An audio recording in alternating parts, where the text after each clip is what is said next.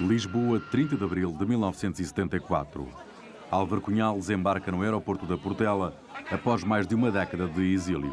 A ditadura caiu 5 dias antes.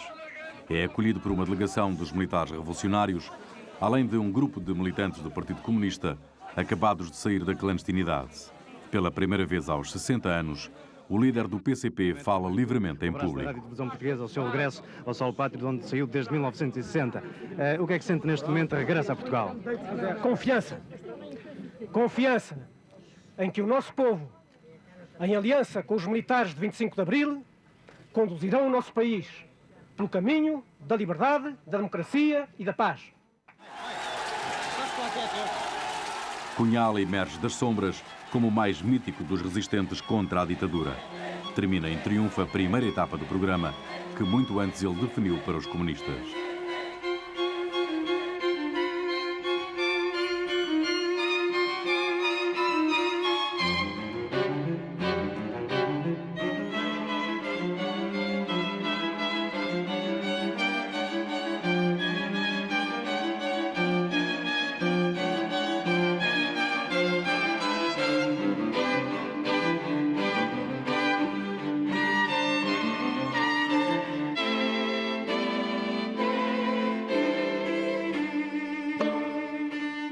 Nos 11 anos consecutivos de Cunhal na prisão, antes da fuga e do exílio, deram-se profundas mudanças no movimento comunista internacional. Na União Soviética, Stalin morreu em 1953, emergindo como seu sucessor Nikita Khrushchev. A nova liderança soviética é um estímulo à tendência moderada de Júlio Fogaça, que com a prisão de Cunhal reassumiu a direção do PCP. Mas logo que se dá essas prisões, e principalmente de Álvaro Cunhal, faz-se essa reunião do Comitê Central, não é? Em que já não está Álvaro Cunhal, não é? E o Fogaça e outros que o apoiavam nessa política de transição praticamente assumem a direção ideológica do partido. Era a repetição da política de transição proposta pelo Fogaça já no tempo de Tarrafal. Que era possível começar a desligar setores do fascismo para o campo da democracia. O Cunhal e outros consideravam que era um disparate, que era um erro muito grande e discordavam. Mas éramos três camaradas, não é? Que assumimos uma posição contra a posição defendida fortemente por Júlio Fogaça. Aliás, na minha opinião, não é? O Júlio Fogaça é um dos homens que mais mal fez ao Partido Comunista Português. E alguns comentários que depois, pela vida fora, também fui ouvindo, mostram que o Cunhal tinha as maiores reservas em relação à capacidade ideológica do Fogaça. Mas a linha de Fogaça ficou reforçada quando, em 1956, no 20º Congresso do Partido Soviético, Khrushchev denuncia a chefia de Stalin, acusando o antigo líder de práticas criminosas. Há um terremoto no movimento comunista internacional. Num primeiro momento, Cunhal e o partido preferem ignorar. Em tudo o que dizia respeito ao 20º Congresso, ao relatório Khrushchev, etc., primeiro, o relatório secreto sobre Stalin era dado como falso nessa altura dentro do partido. A nova direção do PCP nunca pôs em causa a legitimidade de Cunhal como máximo dirigente do partido. O respeito pelo líder transpareceu nas campanhas para a sua libertação, desencadeadas depois de apenas ter expirado. À dimensão portuguesa, Cunhal chegou a ser objeto de algum culto da personalidade, à semelhança do prodigalizado a Stalin. Os escritores Jorge Amado, que Cunhal tinha encontrado em Paris, e Pablo Neruda, escreveram textos glorificando o dirigente comunista português, amplamente difundidos pelo PCP. Bom, era uma coisa que nos enchia de orgulho. Portanto, o Pablo Neruda, que todos admirávamos, ter escrito, um poema sobre um dirigente do PCP. Mas o próprio Cunhal sempre se disse pouco à vontade com a mitologia criada à sua volta. Eu próprio, aprendiz de poeta, fiz um poema dedicado também aos dois presos, não é? E quando cheguei aqui a Peniche, um belo dia, dei-lhe um poema a ler, ele ficou todo zangado comigo e disse, não posso escrever sobre outra coisa, isto, que interesse tem isto? Às vezes joga-se o cunhalismo, o stalinismo, o cunhalismo, mais isto, mais aquilo. Tenham paciência, tenham paciência, tenham paciência. Não há cunhalismos no Partido Comunista Português. Após a fuga de Peniche, em inícios de 1960, Cunhal depara-se com um panorama ideológico divergente da sua visão do mundo comunista. É preciso acabar de vez com a influência de Fogaça. O Fogaça tinha lá os seus desvios sexuais e é preso com o seu amante lá em cima, na Nazaré. Ele era homossexual, mas era lá com ele, não é? Naturalmente, nós soubéssemos, talvez tivéssemos posto nessa altura já muitas reservas, não é? E quando ele saiu da prisão, tentou-se que ele explicasse porque é que foi preso e ele sempre recusou e manteve-se e foi afastado do partido. Ele não foi expulso do partido, foi afastado do partido por se recusar a explicar as condições. Não há indicação de que ele tenha traído na polícia. Ao mesmo tempo, elimina-se a tutela dos comunistas espanhóis sobre o PCP. O PC espanhol já é liderado por Santiago Carrillo, um adepto do processo de desestalinização de Khrushchev e, por isso, suspeito aos olhos de Cunhal. Cuando Cunhal se fuga del penal, Cunhal critica porque él consideraba sin duda que la táctica del partido español era una táctica más o menos reformista. O Partido Soviético tinha adotado uma política de encarregar certos partidos em cada região de serem os tutores dos mais pequenos. E tinha muita confiança no Santiago Carrillo e, portanto, o Santiago Carrillo é que devia orientar os portugueses. E isso caiu mal, até por, talvez, reações de nenhum partido gostar de estar a ser tutelado por outro partido. Não é? Era necesario llegar en España a un compromiso con sectores burgueses, con sectores reformistas del régimen, para conseguir el cambio sin violencia, porque en España había habido una guerra civil y aquí nadie quería saber nada de repetir la misma experiencia. Como é que sai o fascismo? Sai por insurreição popular e militar ou como é que sai, não é?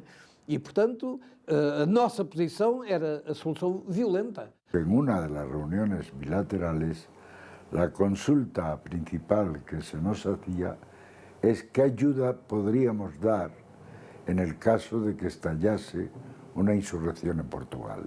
Y contestamos a Álvaro, si la insurrección va a ser en fechas próximas, la ayuda que podemos dar es relativamente poca. Cunhal recupera com facilidade a confiança do Comitê Central. A sua eleição para secretário-geral em março de 1961 aparece como natural e consagra uma situação de facto dentro do partido, mesmo que ele exiba relutância em assumir o lugar. Álvaro Cunhal não quis ser secretário-geral do partido durante data de anos. Apesar do partido todo e no Comitê Central estarmos a dizer tu devias aceitar tal, não quer, não queria, não é? Porquê? Porque não queria, pronto, não é? O cargo reforça a autoridade de Cunhal no partido, o que lhe permite impor a linha política já por ele definida nos anos 40, de uma vasta coligação oposicionista para derrube da ditadura sob a liderança do PCP. É a linha que desenvolve depois de se refugiar em Moscovo. O Partido Comunista Português não se encontra isolado. As forças democráticas estão unidas numa ampla frente em que participam comunistas, socialistas, liberais, católicos, republicanos e monárquicos. A ideia da unidade de todas as forças da oposição é hoje uma tendência irresistível do movimento democrático português e podemos dizer que essa unidade, no fundamental, foi alcançada. Mas em Moscovo, Cunhal não encontra o melhor ambiente para as suas teses. Na capital soviética, prevalece a linha reformista de Khrushchev, favorável à coexistência pacífica e, por isso, demasiado conciliadora para com o mundo capitalista aos olhos do dirigente comunista português. Viva o internacionalismo proletário! Здравствует пролетарский интернационализм! E o Cunhal deparou-se lá com um ambiente, pelo que eu me apercebi, bastante frio em relação à retificação que ele estava a fazer. Cunhal había estado muy aislado en Portugal, en condiciones de clandestinidad muy profundas, y quizá no entendía bien, por eso, lo que nosotros llamamos en nuestro país la política de reconciliación nacional. E um artigo que ele fez que era meramente por a situação do Partido Português e a retificação, e que não entrava por apreciações sobre a linha do Partido Soviético, foi recusado pela Revista Internacional dos Partidos, que era os problemas da paz e do socialismo, que se publicava em Praga, e o Cunhal ficou bastante ferido com isso. Mas Cunhal nunca rompe a disciplina perante Moscovo. Em 1963, emerge o maior cisma da história do movimento comunista internacional. Os comunistas chineses, liderados por Mao Tse-tung, separam-se da liderança soviética. Mao considera Khrushchev um revisionista que trai os princípios do marxismo-leninismo. Cunhal continua alinhado com o Partido Soviético. Mas nem toda a gente pensa da mesma maneira no PCP. Martins Rodrigues, fugido de Peniche com Cunhal, defende a linha radical. A ideia dele era muito pouco revolucionária e visava uma utopia de derrubar o fascismo para estabelecer uma coisa chamada democracia nacional, em que os patrões seriam bondosos, os operários seriam trabalhadores e toda a gente vivia em boa paz. Despertada a opinião de Portugal inteiro, não se fez esperar a decisão. E em breve... As primeiras divergências manifestaram-se a propósito da guerra que o governo de Salazar começa a sustentar contra os nacionalistas africanos em Angola, a partir de março de 1961, alastrando depois à Guiné e a Moçambique. De início, tanto o PCP como o resto da oposição assumem posições cautelosas face ao conflito colonial. Senti a premência de o partido se pôr imediatamente numa posição de lutar pela derrota do governo na guerra, solidariedade total com a guerrilha. E a reação da direção do partido foi muito cautelosa a esse respeito, porque temiam que uma posição radical os afastasse da reconstrução da unidade. E foi daí que transmitiram para Moscovo que eu estava muito afincado nas minhas ideias e que o Cunhal, naturalmente preocupado, mandou chamar para eu ir lá. Rodrigues viaja para Moscovo no verão de 1963. O encontro com Cunhal dá-se em agosto, numa reunião do Comitê Central.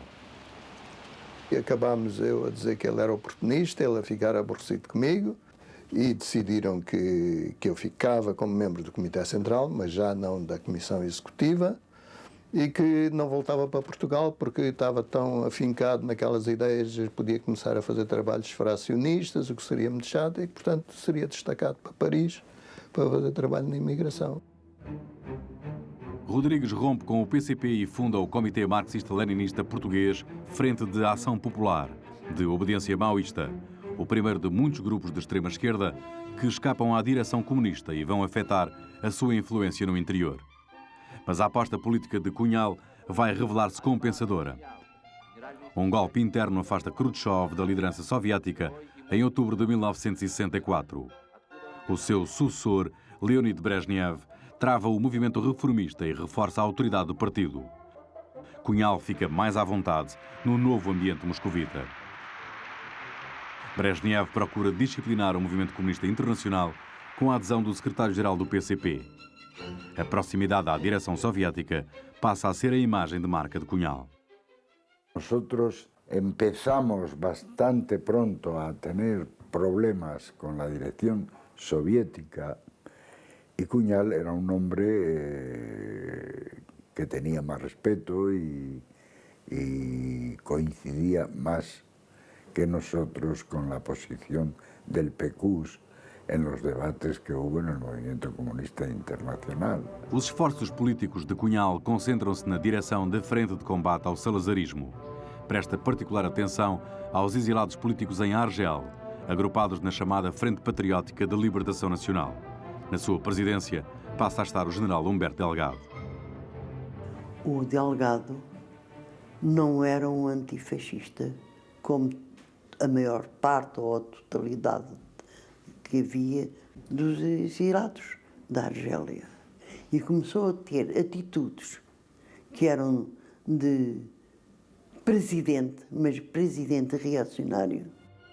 Isto não obsta a que Cunhal tenta a aproximação a Delgado, com quem chega a conferenciar em Praga em janeiro de 1964. Mas a tendência golpista de Delgado, que os comunistas acham aventureira e irrefletida, acaba por afastá-lo de Cunhal. O delegado, por exemplo, foi falar uma vez com o Ben Bella, que era o presidente de lá, pedir-lhe um avião para vir bombardear Lisboa. Quando, em fevereiro de 1965, o delegado decide entrar em Portugal, atraído pela polícia política a uma armadilha, o divórcio com Cunhal já se encontra consumado e, na verdade, o general está totalmente isolado no seio da oposição. O assassínio do general e da sua secretária por um comando da PIDE apenas culmina esse isolamento.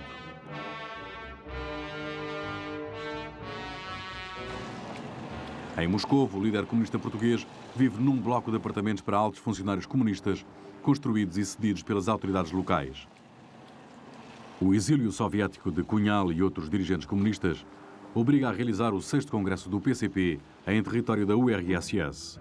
O conclave, que tem lugar em Kiev, na Ucrânia, em agosto de 1965, aprova as teses estratégicas de Cunhal, já explanadas em abril do ano anterior, no extenso documento intitulado Rumo à Vitória.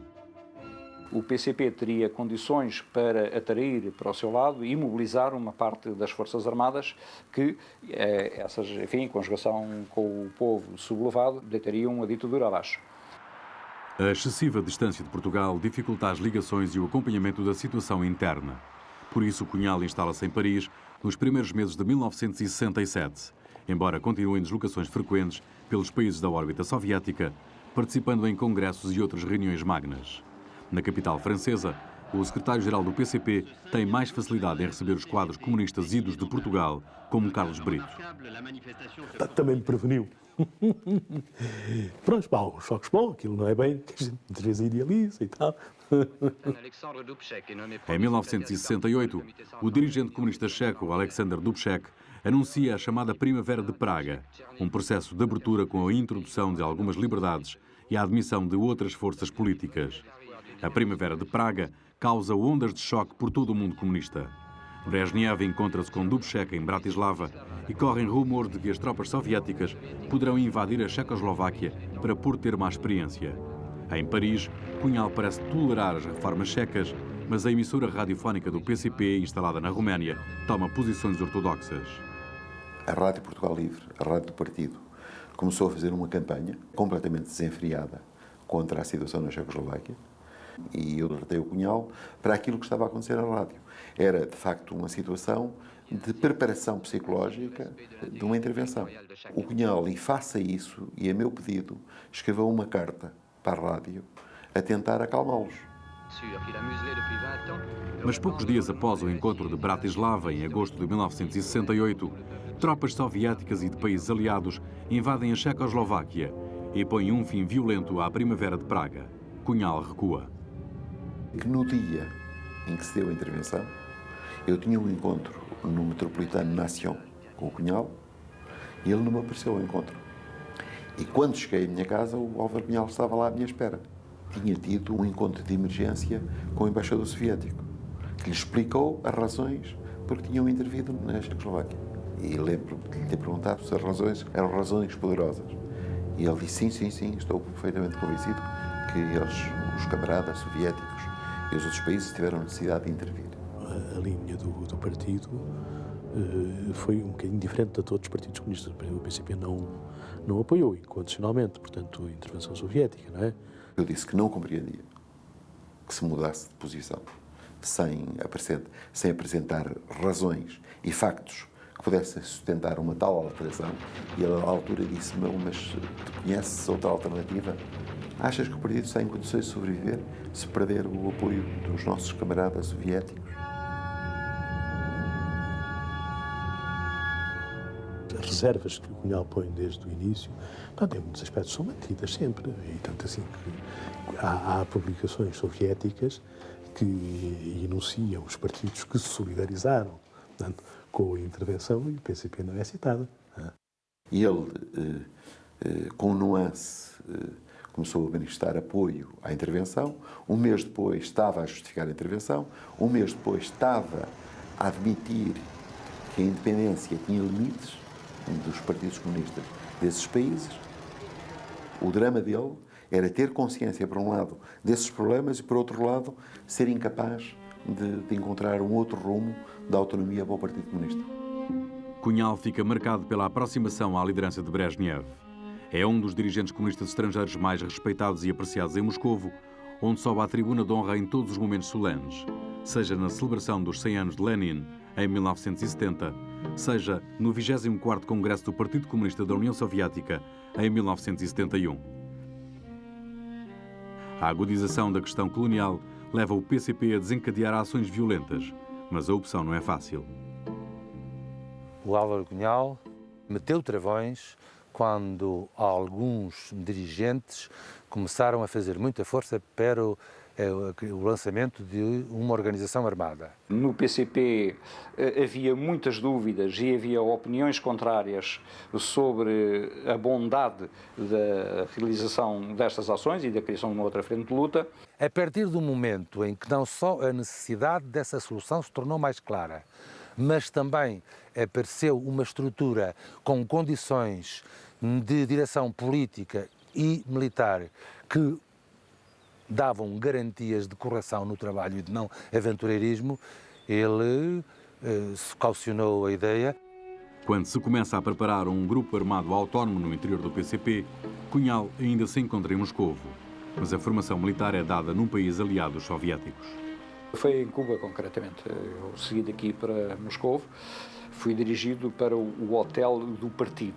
No dia seguinte apareceu o Manuel Rodrigues da Silva, com mais duas pessoas, que eram efetivamente Francisco Miguel e Álvaro Cunhal, e era patente o seu aspecto carismático e de líder, e uma pessoa com um aspecto bastante vigoroso, simultaneamente afável, sedutor, podíamos dizer, pelo seu aspecto, e que se via ser uma pessoa com grande à vontade e traquejo político. A Ação Revolucionária Armada, estrutura bombista do PCP, inicia a sua vaga de atentados em outubro de 1970. A ação mais espetacular tem lugar 5 meses depois, com a destruição de 16 helicópteros e 11 aviões na base aérea de Tancos. Estavam aqui umas 30 aeronaves, todas enfaixadas umas nas outras. A operação tinha duas condicionantes que não podiam ser desobedecidas. Uma delas era que ninguém podia ficar magoado, e nós sabíamos que atrás da parede dormiam soldados. A outra é que o que estava aqui era para ficar tudo estragado. Correu tudo como nós queríamos que corresse, que era não magoar ninguém e estragar o máximo possível. A ARA existe porque o Cunhal achou que estava de acordo que ela existisse e trabalhou para que ela existisse. Mas julgo também que terá sido decisiva a opinião dele, como é óbvio, para a decisão do fim das ações. Conto para levar a cabo tão árdua missão com a colaboração da Assembleia Nacional e da Câmara Corporativa, através dos quais podem... Vive-se já então no período de Marcelo Caetano, que substituiu Salazar à frente do governo em 1968. Cunhal terá concluído que a ARA prejudicava o relacionamento do PCP com forças mais moderadas, numa altura em que se agrava a crise do regime. Essa colaboração foi consagrada nas eleições de 1969 para a Assembleia Nacional, com a criação da Comissão Democrática Eleitoral, que o PCP hegemoniza, fiel à sua prática em organizações frentistas. A plataforma oposicionista mantém-se ativa no 3º Congresso da Oposição Democrática, em Aveiro, em abril de 1973, que termina com uma carga policial sobre os participantes. Em março do ano seguinte, Cunhal encontra-se em Paris com Mário Soares, agora líder do recém-formado Partido Socialista, para discutir ações comuns contra o governo de Caetano. Um mês depois dá-se, porém, o golpe militar do 25 de abril e o colapso da ditadura. O MFA, Movimento das Forças Armadas, toma conta do país.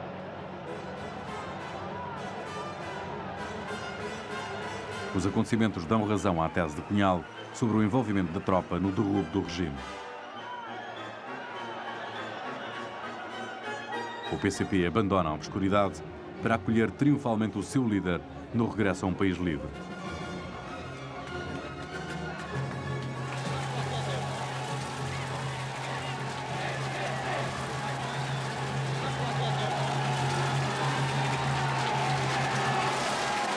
Na Portela, também Soares saúda Cunhal.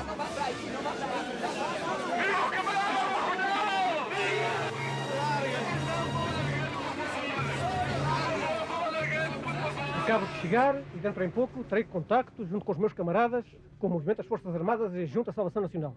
Alguma vez tinham abordado a hipótese em conjunto de um movimento desta natureza, haver algum programa imediato de trabalho? A pergunta prefiro não responder. Para a nação portuguesa, o que é que tem efetivamente a dizer relativamente mesmo àqueles que não são comunistas? Neste momento, o futuro do nosso país está na mão de todos os portugueses que desejam pôr definitivamente fim aos restos do fascismo e assegurar ao nosso povo a independência, a paz e a liberdade. Qual é a sua maior preocupação neste momento? A maior preocupação é que não tenhamos a força bastante para nos sabermos unir, para sabermos unir o movimento das Forças Armadas e o movimento popular e tornar impossível o regresso ao nosso país dos métodos, dos processos que tiranizaram o nosso povo durante mais de quase 50 anos.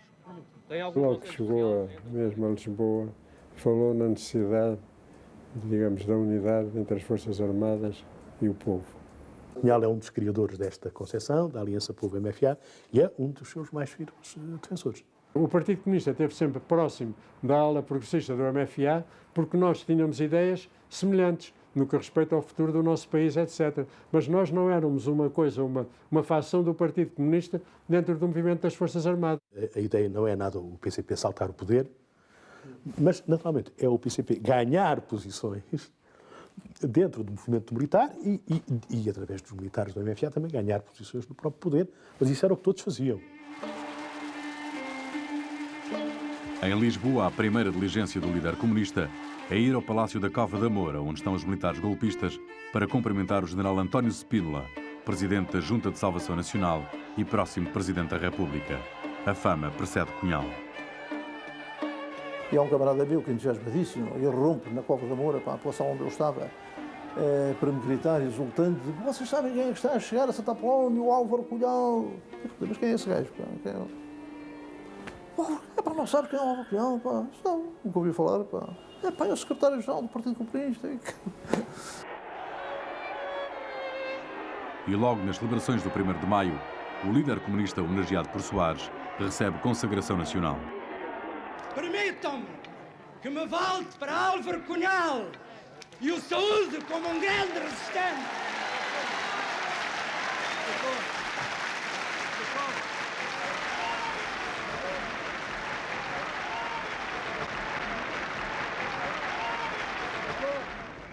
Camaradas, se alguém queria saber quais eram os sentimentos, qual é a vontade, quais são os objetivos do nosso povo, hoje, este dia, deu a resposta.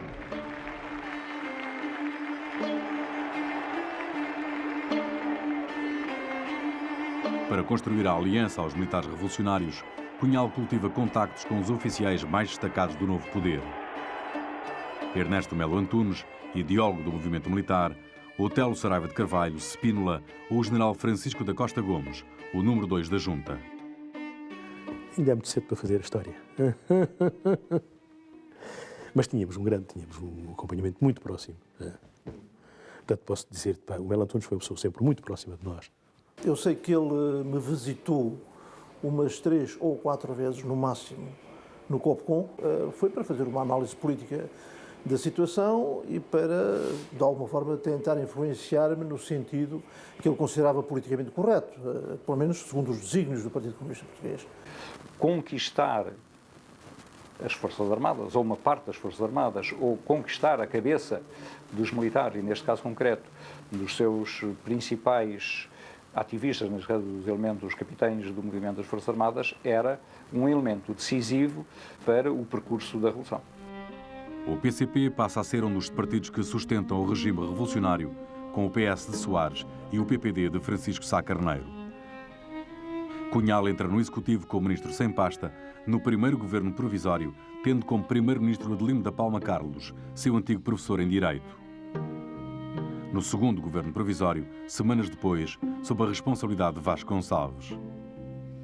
E quando Spínola tenta reforçar a sua autoridade sobre os militares revolucionários, apelando à maioria silenciosa, Cunhal está na primeira linha da contestação ao general e à manifestação que lhe é preparada.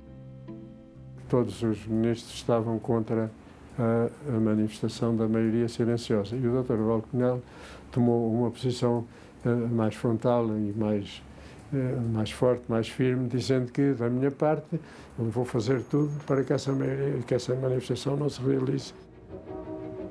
Sem manifestação, Spínola é derrotado e obrigado a demitir-se, sendo substituído por Costa Gomes.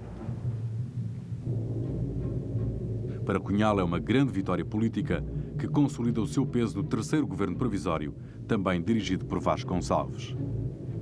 O PCP multiplica o recrutamento de militantes e Cunhal chama para o seu gabinete jovens comunistas com formação técnica. Lembro-me perfeitamente, como se fosse agora da primeira pergunta que ele me fez, se sabia escrever, se sabia alguma coisa de direito, e eu disse que tinha tirado o curso, e ele disse, mas não foi essa a pergunta que eu te fiz.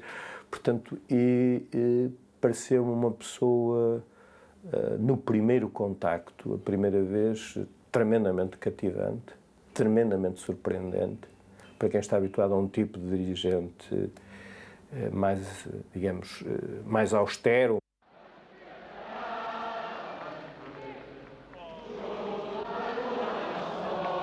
Cunhal não apela à Revolução Socialista, mas apenas à consolidação do novo regime, falando do PCP como partido do poder.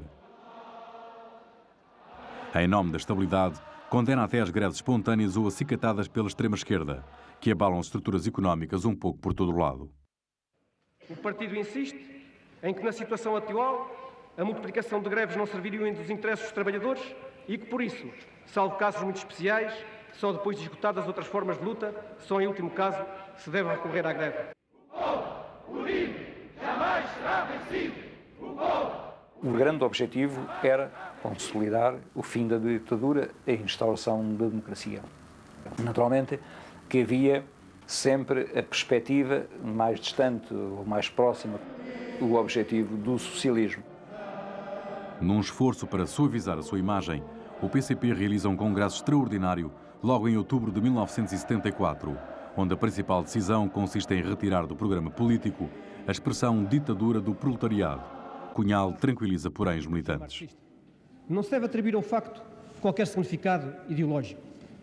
A principal razão dessas alterações é que algumas expressões não são entendidas geralmente com o sentido que nós lhes damos. Nada alteramos nos nossos conceitos, na nossa doutrina e na nossa estratégia. E que isto fique claro para evitar equívocos. O conceito de ditadura do proletariado era, de facto, um conceito que não ajudava à democracia.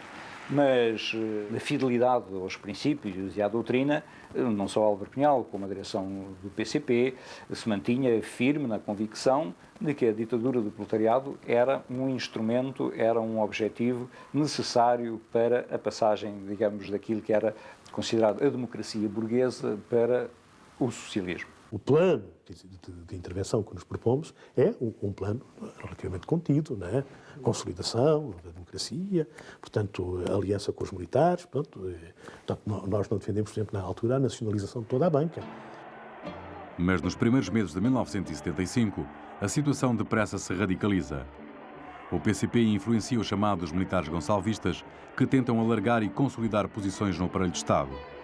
Largos setores da economia são nacionalizados, sob o aplauso dos comunistas. A figura de Cunhal torna-se conhecida no estrangeiro, onde simboliza a radicalização revolucionária de Portugal.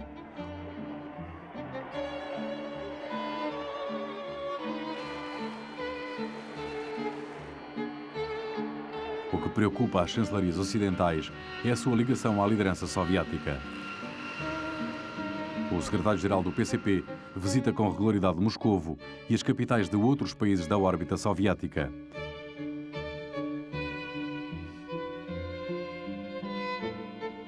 É recebido pelos principais dirigentes, como o presidente Nikolai Podgorny em Moscovo ou o líder da Alemanha Oriental, Erich Honecker, em Berlim-Leste. Cunhal participa em congressos ou conferências de partidos comunistas no poder, onde, além de Brezhnev, se cruza com líderes como o romeno Nicolae Ceausescu ou o cubano Fidel Castro. Nos corredores, os quadros orgulham-se de poder trocar palavras com Cunhal e alguns pedem autógrafos. Outros partidos comunistas europeus começam a distanciar-se de Moscovo, adotando a fórmula do chamado eurocomunismo, que aceita as regras do jogo democrático. Mas a ortodoxia do PCP é tida no Ocidente como via para o aumento da influência soviética não só em Portugal, como nos novos países africanos que se soltam no colonialismo português. Teme-se até a subida do PCP ao poder, afetando o equilíbrio geoestratégico dos grandes blocos liderados por Washington e Moscovo. Anima-nos e reforça-nos.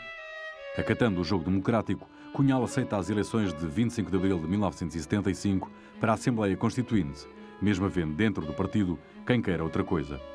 A posição oficial foi sempre, e essa foi a posição do Cunhal, eu posso testemunhá-la, foi sempre a de respeitarmos o compromisso das Forças Armadas. Os comunistas depositam esperanças num bom resultado eleitoral que corresponde à sua dinâmica na rua.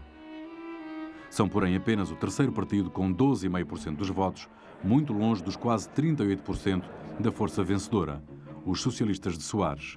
Cunhal não esconde a sua decepção. Mas já pode-se dizer que a votação indica que o povo português optou por uma perspectiva de democracia e socialismo. Portanto, no geral, assim se pode afirmar. Entretanto, como é sabido, o meu partido tem contestado a situação democrática existente em vastas regiões. Dentro do meu partido há regiões do país muito importantes, na parte do norte, ilhas, onde não existe uma verdadeira situação democrática. Dentro do movimento das Forças Armadas, nós pensávamos que o Partido Comunista teria um peso maior do que teve, de facto, nas eleições. Mas Cunhal não vê os resultados como um aviso do eleitorado. No verão de 1975, os comunistas e os militares revolucionários empreendem a fuga para a frente.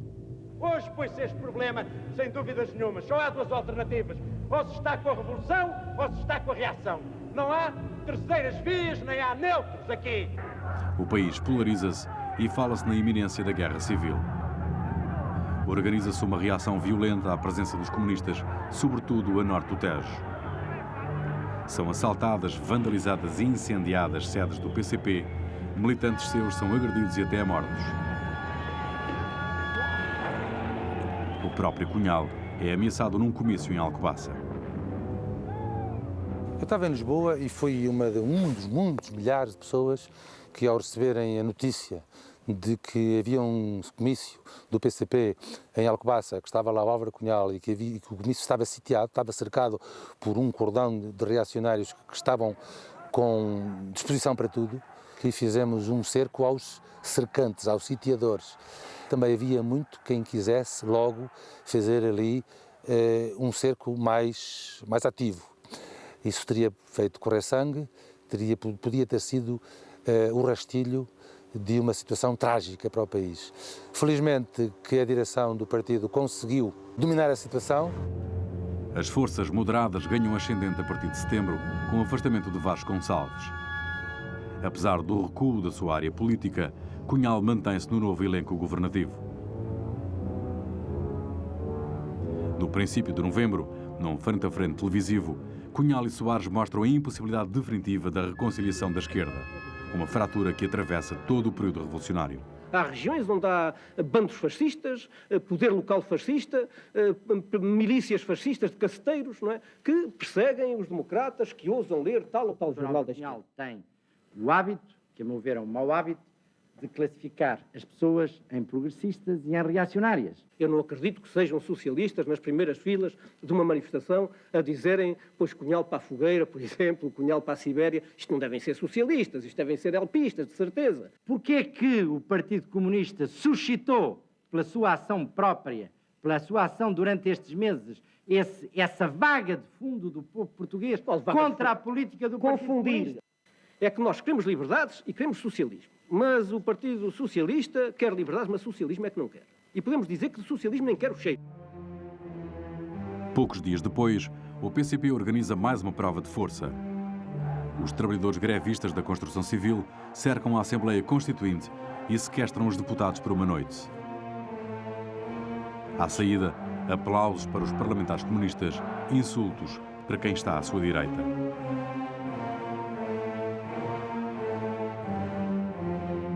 Logo a seguir, tudo indica que Cunhal recusa embarcar na aventura insurrecional dos paraquedistas em 25 de novembro. A nossa operação não pode ser considerada de maneira nenhuma uma operação política, é uma operação militar para a resolução dos problemas dos paraquedistas. António Vilarigues, filho do dirigente comunista Sérgio Vilarigues, controla a célula do PCP no Regimento de Comandos da Amadora, chamado a combater a rebelião. Para nós, tratava-se de ações da esquerda militar, tudo bem, mas acho que nas quais o partido não estaria envolvido. Pelo menos essa orientação não foi dada. Foi PC. Foi um grupo de oficiais, ligado ao povo. Não é do PC, alguns deles militantes do partido. O PCP não estava metido diretamente nessa situação, para nós isso era claro, aqui dentro do regimento. Pronto, como não havia orientação, decidimos não intervir, aguardar a evolução dos acontecimentos. O partido é capaz de não ter tomar conhecimento do assunto, mas apoia com massas, se houver caso disso, e essas massas nunca chegam a atuar. Se não fosse a posição do partido, tinha havido um grande e enorme banho de sangue.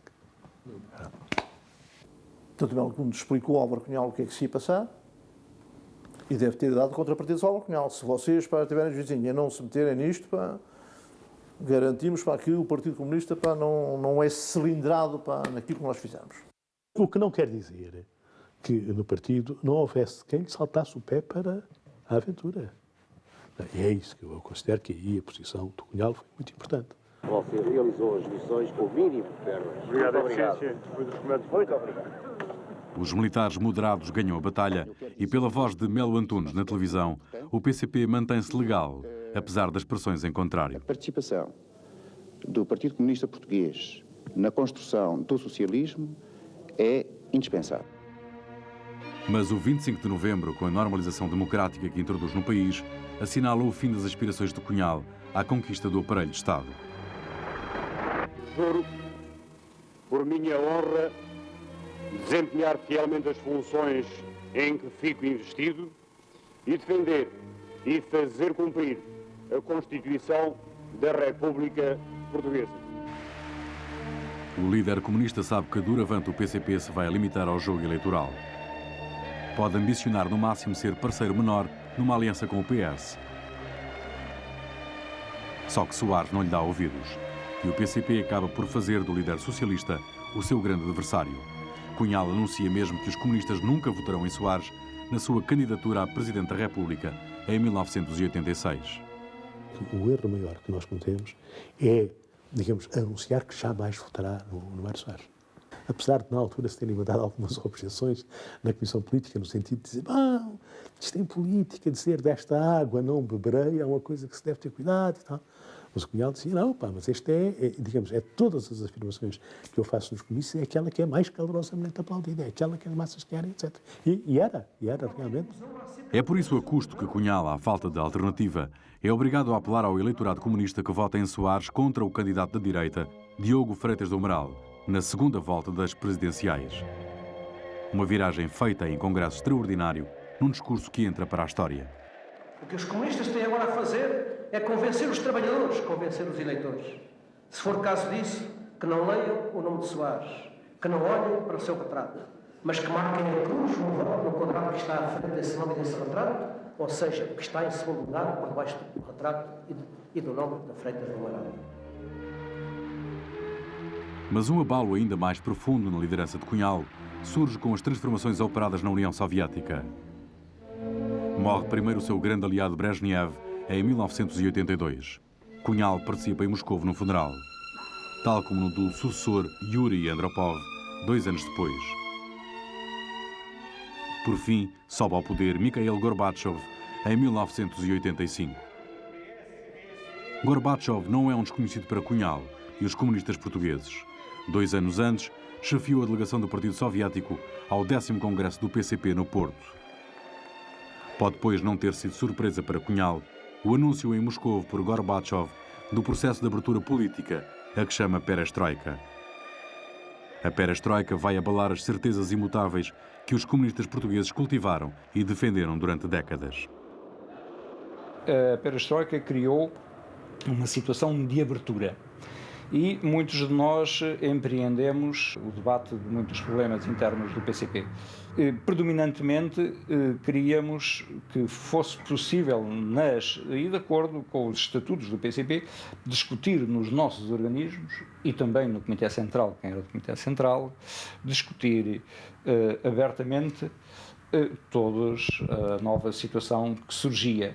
Inicialmente não prevíamos, não julgávamos possível que fosse o desmanchar da feira. Durante um certo período, muitos de nós convencemos que havia eventualmente um novo fôlego do comunismo. Cunhal deixa de ser o protegido Moscovo. Gorbachev promove reformas a um ritmo que o secretário-geral do PCP não consegue acompanhar. O distanciamento é inevitável. Algumas das ideias boas agora vieram tarde demais. Portanto, mas eu creio que todos nós queríamos acreditar, porque todos nós percebíamos isso, que aquilo havia ali um grande problema para resolver. A orientação que está a ser seguida na União Soviética não põe em causa o sistema socialista. Ao contrário, mostra as potencialidades do sistema socialista. E mostra as potencialidades de um sistema, de uma organização, de uma sociedade que pode constantemente examinar as suas deficiências, os seus erros, as suas fraquezas e encontrar as correções necessárias para continuar o processo.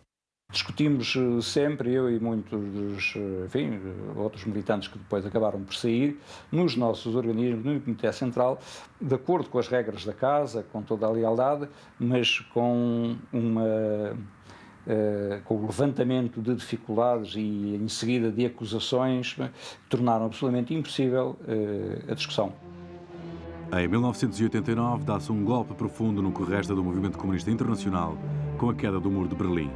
Ao mesmo tempo, caem também os velhos dogmas do marxismo-leninismo. Cunhal ainda tenta adaptar-se. Publica o livro O Partido com Paredes de Vidro e admite falhas no sistema.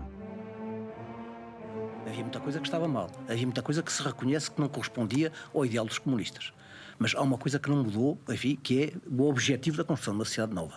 Uma sociedade em que não haja exploração capitalista, em que não Dentro do PCP, porém, é a intransigência. A perestroika estimula a contestação de muitos militantes, sobretudo da área intelectual, que pedem reformas políticas no partido. São os casos de José Luís Judas, José Barros Moura, Vital Moreira, José Magalhães ou Zita Seabra. Cunhal dialoga, mas não cede. Há pessoas que voltam o bico como algumas aves para onde sopra o vento. Nós, os comunistas portugueses, nunca nos habituámos a voltar o bico para onde sopra o vento. Cunhal, a partir de certa altura, não quis aceitar a realidade do mundo e, portanto, não aceitou. Cunhal manteve não apenas aquela ideia legítima de contrariar ideias pessimistas, porque essas não ajudam a lutar e não ajudam a entusiasmar. Mas a partir de certa altura isso já não é possível.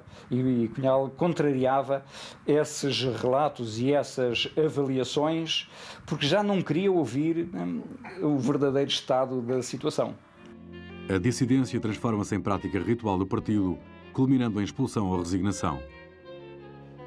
Mas a liderança de Cunhal não é eterna. Em 1990, já a caminho dos 80 anos, é operado um aneurisma no Centro de Cardiologia de Moscovo. Enganou-se, porém, quem viu aí o fim da sua carreira política. Depois da operação, ele vem ainda mais convencido de que que tem condições para continuar. No ano seguinte, em Moscovo, uma tentativa de golpe de Estado abala a direção de Gorbachev, que deixa a liderança do Partido Comunista e assiste à desagregação da União Soviética. Logo a seguir, cede a presidência russa ao seu rival Boris Yeltsin. O regime comunista é declarado extinto no país, a que anos antes Cunhal tinha chamado o Sol na Terra. Não admite a dúvida face à monumentalidade do que está a acontecer no mundo. Agora é a primeira vez que eu estou absolutamente de acordo consigo. É que não apenas admito, mas a tenho. Porque se houvesse, enfim, uma reflexão de algum homem que neste momento não tivesse dúvidas, perguntar-se-ia se havia reflexão. Eu creio que, perante o que se passa no mundo e o que se passa no nosso próprio país, tem que haver dúvidas, tem que haver interrogações. Tem que haver reflexão que leva a modificar o pensamento anterior. É o fim de uma época e também para Cunhal, cuja idade o força a preparar a sua sucessão à frente do PCP. A escolha recai sobre Carlos Carvalhas como solução de compromisso entre as várias sensibilidades internas. Aos militantes, Cunhal pede fé no futuro. As gerações passam, o testemunho é transmitido e o PCP continua, como sempre, grande partido comunista que foi e quer continuar a ser. O abandono do cargo de secretário-geral dá-se em dezembro de 1992, no 14º Congresso do PCP. No seu discurso de despedida, Cunhal promete continuar a lutar até ao último fôlego. Que se iludam aqueles que cuidam que um comunista, porque as leis da natureza lhe encurtam o futuro pessoal, deixe de intervir e de lutar. Muitos camaradas que temos presentes na nossa memória assim o mostraram. E creio ser motivo justo de alegria íntima de um comunista poder dizer que continuará lutando com os seus camaradas e o seu povo enquanto tiver um sopro de vida.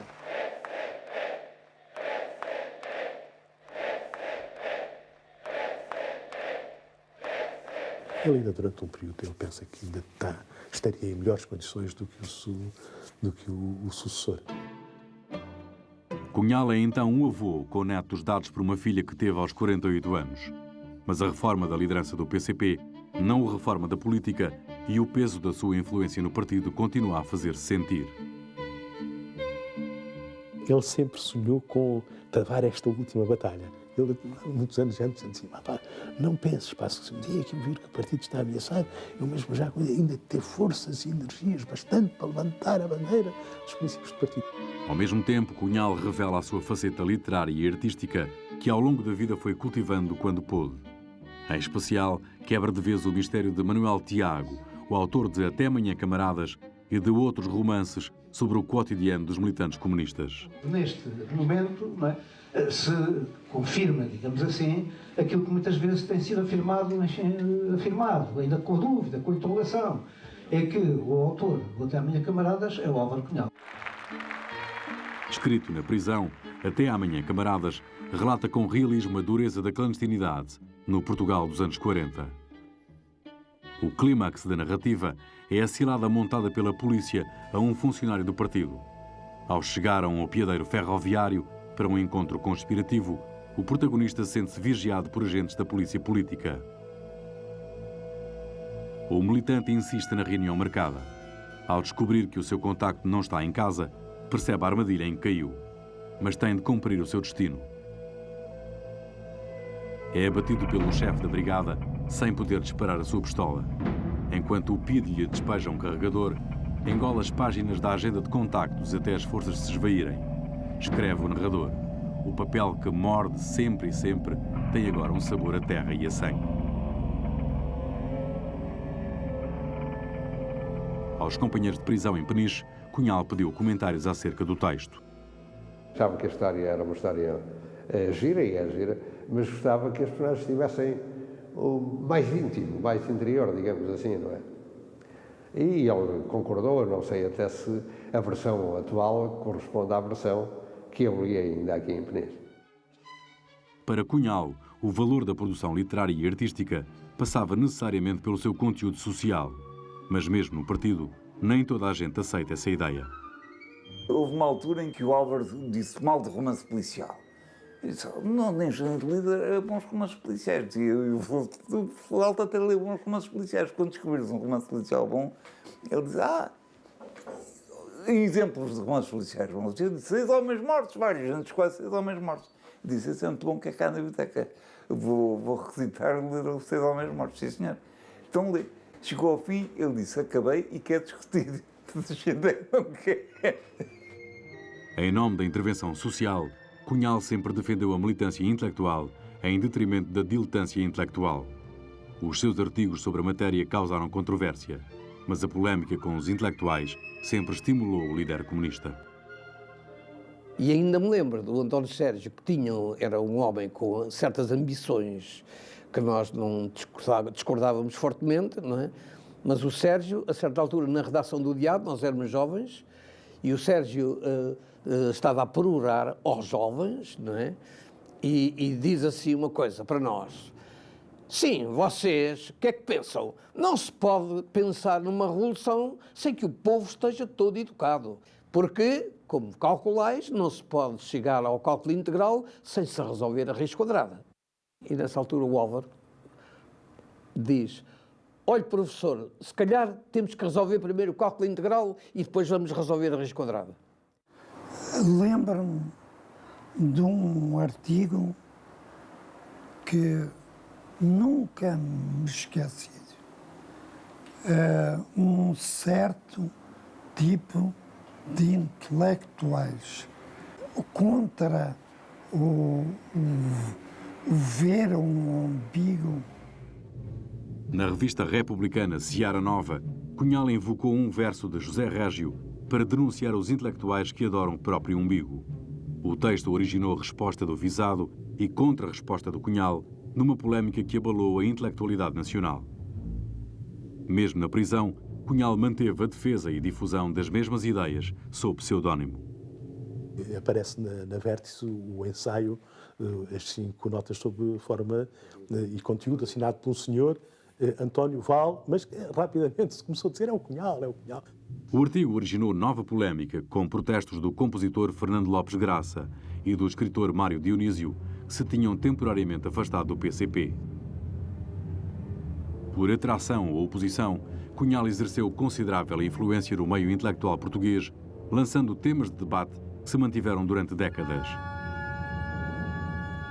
Uma das mais eficazes formas de defender o compromisso de intelectuais, escritores e artistas foi através de passeios de barco no Tejo, no início dos anos 40. Aí conviveu com muitos intelectuais, filiados ou meros simpatizantes. Foi nesta zona do país que se deram os passos mais importantes para a criação de uma certa base social do movimento neorrealista. Participavam nas viagens fluviais figuras como Lopes Graça, o matemático Bento de Jesus Caraça, ou os escritores Alves Redol, Manuel da Fonseca e Soeiro Pereira Gomes. Estavam lá também quadros comunistas e pessoas próximas, além de Cunhal e Dias Lourenço, Piteira Santos, Cândida Ventura e Inácio Fiadeiro e a mulher Stella, depois casada com Piteira Santos. Toda uma geração intelectual que bebeu as ideias de Cunhal. Também no desenho, Cunhal pôs em prática as suas teorias sobre o envolvimento político da criação artística. O líder comunista teve um irmão mais velho que era artista plástico e morreu jovem. Talvez essa influência tenha determinado a sua paixão pelo desenho. Em 1935, aos 22 anos, Cunhal publicou os seus primeiros desenhos, ilustrando contos no jornal infantil O Gaiato, onde também escreveu. 5 anos depois, para um tema mais sério, produziu a capa e as ilustrações da primeira edição de Esteiros, de Soeiro Pereira Gomes, obra de referência do neorrealismo português. Paguei-lhe 700 paus da capa e dos desenhos. Na prisão, onde esteve 8 anos em isolamento, Cunhal aprofundou a técnica de desenho e dedicou-se a uma produção mais intensa. No exterior, alguns dos seus trabalhos, sem qualquer assinatura, vendiam-se como postais ilustrados. Testemunho iconográfico de uma visão otimista da história. Para Cunhal, perdido tudo o resto, ficará sempre o sonho. Para uma pessoa que intervém na política, intervém na transformação da sociedade, o sonho é uma fase inicial. Porque mesmo na história da humanidade, o homem começou por sonhar. Mas sonhar tendo também a convicção de que esse sonho não era realizável. Ficava como uma aspiração muito viva, mas não realizável. Depois, através dos anos, podemos dizer dos séculos e até dos milénios, além do sonho, vem muitas vezes a explosão da revolta, da indignação em relação às injustiças. Depois veio a utopia, ou seja, um sonho já concretizado num ideal, mas um ideal não realizável também, por isso se chama utopia. Depois transformou-se a utopia num projeto, não apenas numa ideia irrealizável, mas num projeto que se admitiu que pudesse ser realizado.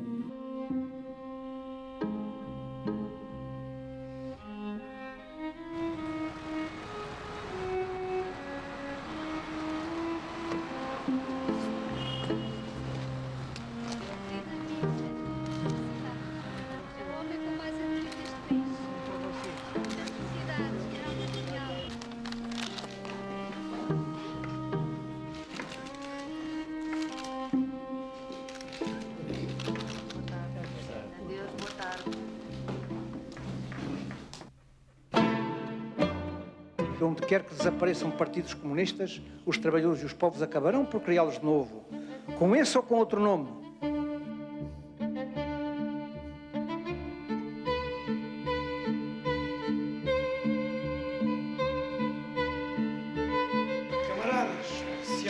queria saber quais eram os sentimentos, qual é a vontade, quais são os objetivos do nosso povo, hoje, este dia, deu a resposta.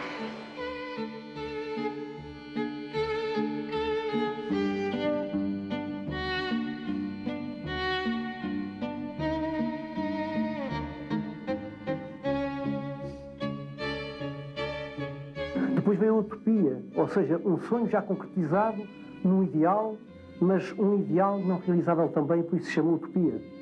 Depois transformou-se a utopia num projeto, não apenas numa ideia irrealizável, mas num projeto que se admitiu que pudesse ser realizado.